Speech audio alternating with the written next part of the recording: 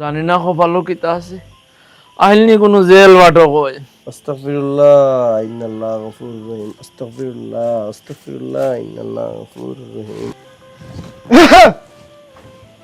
সবকিছু ঠিকঠাক আছে? ঠিক আছে সব না? রাষ্ট্রের কাজ, রাষ্ট্র আপনাদের বীজ দিছে, আমি দিছি আমার বাড়ি থেকে নে। রাষ্ট্র বীজ দিছে, রাষ্ট্র সার দিছে, রাষ্ট্র আপনাদের কাছ থেকে রিটার্ন কি চায়? টাকা পয়সা না, আপনার কাছে রিটার্ন চায় ফল ফসল। স্যার আসবেন, তদন্ত করবেন, যা বলার বলবেন, এক্সট্রা বলবেন, পেচ খাবেন, মামলা মুকদ্দমা এগুলাতে আমরা নাই। আসসালামু আলাইকুম স্যার।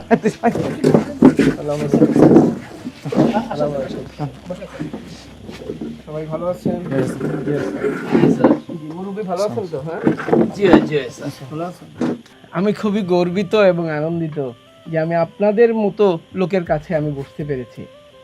আমার বাবাও কিন্তু একজন কৃষক ছিলেন, আর আমি সেই কৃষকেরই সন্তান এবং আমার সৌভাগ্য যে আমি কৃষি বিভাগে কাজ করছি।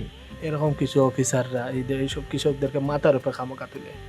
এত সুন্দর টাটকা শাকসবজি তো আপনারাই ফলাইছেন। জি জি জি স্যার, এগুলো তিনজন করছেন স্যার। এই আমি কি আপনাদেরকে জিজ্ঞেস করছি? তো আপনারা জবাব দেন কেন? কৃষক বাঁচলে বাঁচবে দেশ, সবার আগে বাংলাদেশ। তার মানে আপনারা যদি বাঁচেন তাহলে আমাদের এই সোনার বাংলাদেশ বাঁচবে।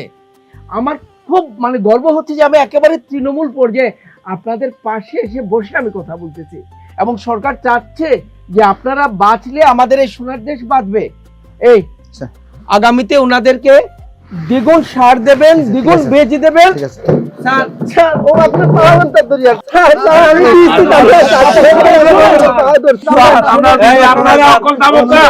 আমি সাহস করি কই স্যার স্যার আমার অফিসও টাকা ইয়া নিছইন নিয়া 5 প্যাকেট বীজ দিছইন দিয়া কইছন 15 কেজি বীজ দিলাম আপনারে 100 গ্রাম সার দিয়া কইছন 3 বস্তা সার দিছইন। ও স্যার আমরা এটাকে ওটা খেতে হইছে না তো স্যার, বীজ সব শেষ, এটা আমরা কিনে আনছি স্যার আপনারা দেখাইবা লাগে। ও দেখলানি স্যার এই বেটায় কিস্তি নিছে, এরারে বই দেখানি হইছে, কেসর বই দেখানি হইছে, মামলার বই দেখানি হইছে, রাষ্ট্রীয় মামলা স্যার।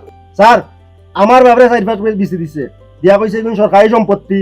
এখন এই বীজ না উঠার কারণে আমার বাপ টেনশন করতে করতে স্টক করিয়া উসমানি এগুলো কে জুলুম করাইছে না আমরা লগে, জুলুম করাইছে। এটা আমার কিস্তি কে দিব গো স্যার? আমার ফসল আলহামদুলিল্লাহ ভালো হয়েছে। বাটপারি হইতো না মিয়া, বাকি চাওয়াটা বাটপারি মারতাম না এখানে। 25 টাকা বেশি নিয়ে 25,000 টাকা ভর্তুকি দিছি। ও গৌ সারে যদি ও সারলান আমার ক্ষতি করিলেন। না না না না, আমি আপনাদের কোনো ক্ষতি করব না। আমি আগেই বলেছি না যে আমি কৃষকের সন্তান। আমি তো এই পরিচয় দিয়ে আমার কথা শুরু করেছি, তাই না? আমি বুঝে ফেলেছি যে বেড়া ধান খেয়ে ফেলেছে, যে রক্ষক ছিল সেই ভক্ষক হয়েছে। এখন বলেন তো আপনাকে কি বলবো? স্যার এটা বিষয় হইছে কি, এরা তো কেমন সমস্যা আমি আপনাকে কথা বলতে বলেছি।